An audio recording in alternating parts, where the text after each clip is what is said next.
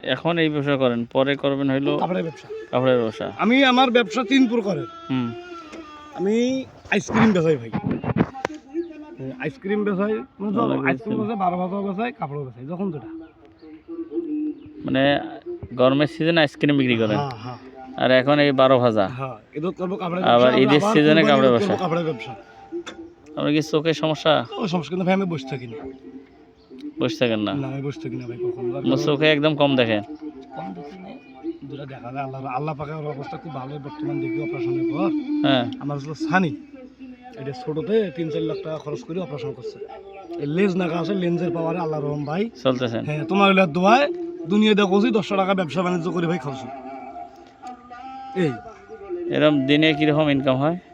1500-2000 ইনকে দোকানদার 1500-2000। লাভ শেষ হয়েছে। আচ্ছা আচ্ছা। ছেলে মেয়ে কয়জন? বিয়ে শাদী করছেন তো? হ্যাঁ, এক ছেলে এক মেয়ে। এক ছেলে এক মেয়ে। আমার বাড়ি ওই যে, ওখানে কি আপনার ওই যে সরকারি যে ঘর দিছে ওখানে বাড়ি? হ্যাঁ হ্যাঁ, আমি ওখানে আছি। ওখানে আছেন?